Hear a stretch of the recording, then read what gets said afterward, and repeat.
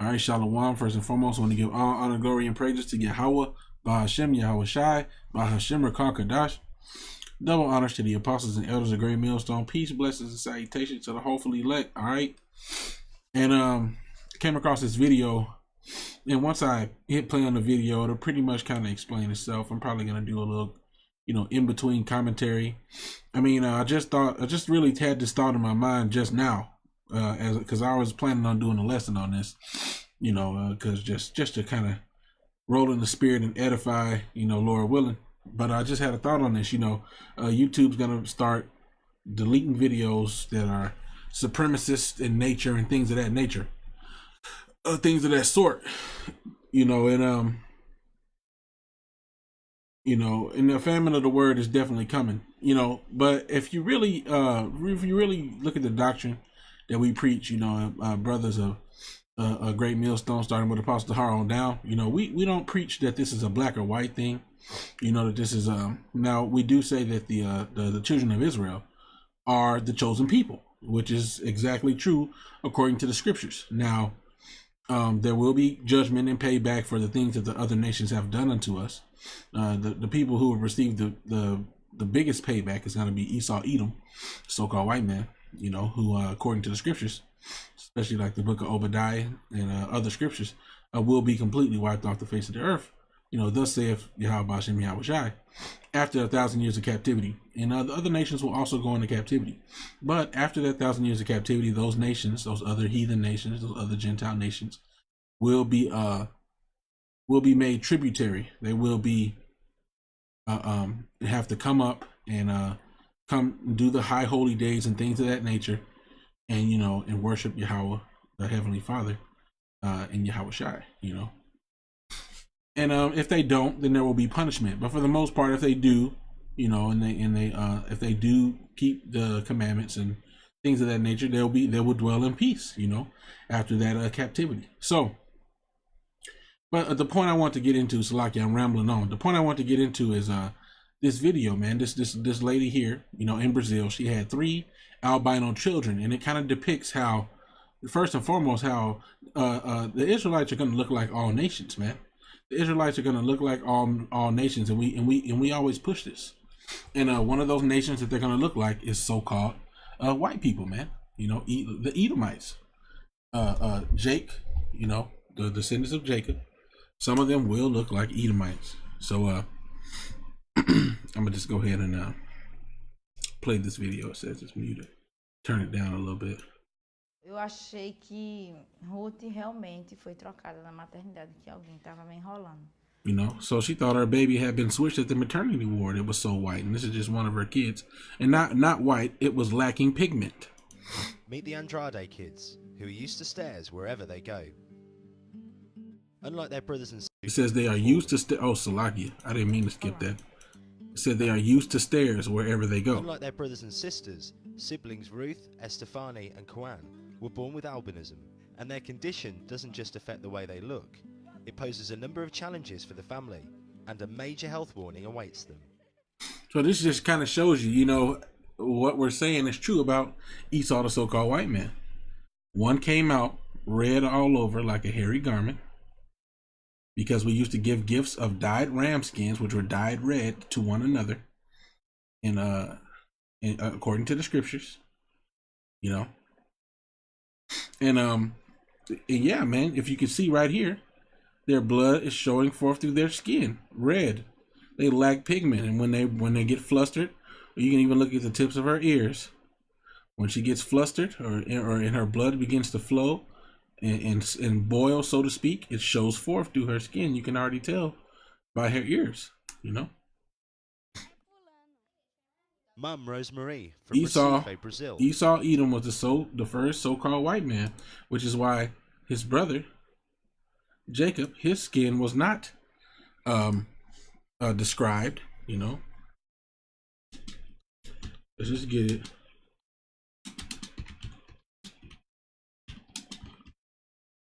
Go ahead and get it. Genesis 25 and 25. All right. And this is Isaac and Rebekah. And I'm going to start at 24. And when her days to be delivered were fulfilled, behold, there were twins in her womb. And the first came out red, all over like an hairy garment.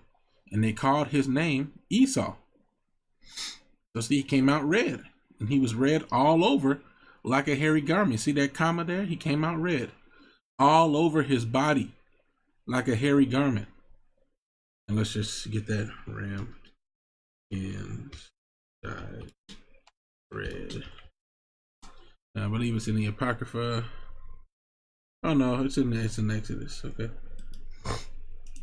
just one of the so this was also one of the offerings, it appears, that we would give to the Most High. Take ye from among you an offering unto Yahweh.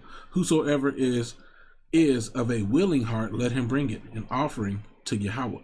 Gold and silver and brass and blue and purple and scarlet and fine linen and goat's hair and ram skins dyed red and badger skins and shittim wood. So it was red all over like a hairy garment, like a ram skin that was dyed red.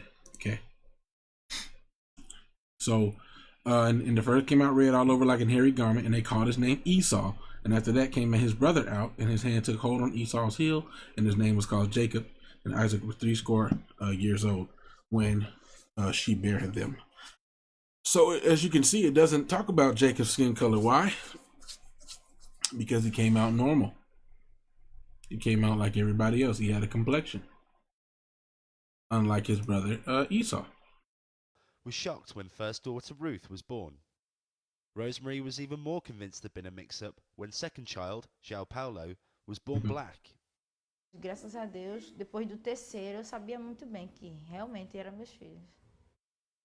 She didn't even think they was her children from the skin color, you know? Or for the lack thereof, I should say. Stefani was third, followed by Kwan, then Rebecca, and finally Maria. While Rosemary is proud of her family, some of the local community think they are cursed. You know, and as you can see, this, just like in the old times, this is considered to be a curse. You know? Leprosy.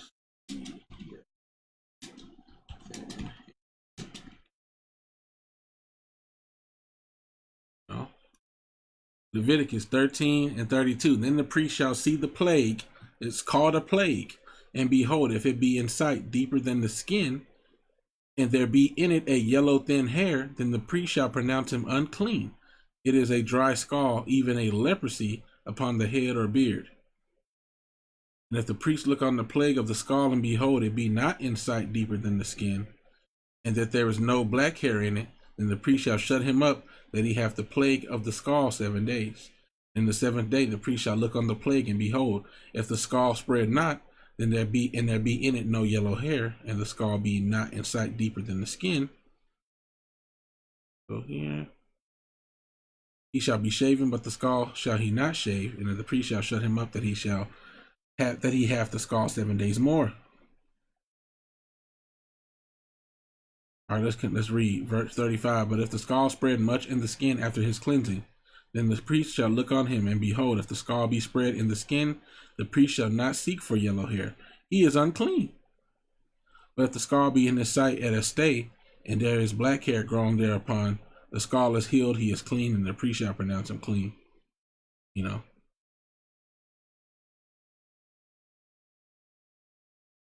All right, let's just look here. Basically, man, all right, let's read here. Leprosy appear. He's a leprous man. He is unclean. There's a plague in his head.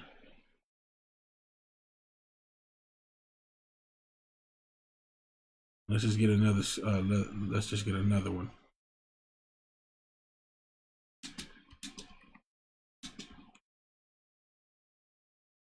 Numbers 12. I'll just click on this one. Actually, I'll look at Exodus 4 and 6. Exodus 4 and 6. And Yahweh said furthermore unto him, he's talking unto Moses, put now thine hand into thine bosom. And he put his hand into his bosom, and when he took it out, behold, his hand was leprous as snow. What is that leprous talking about? What color is snow? Well, snow is what you would call white. Okay? Snow is white.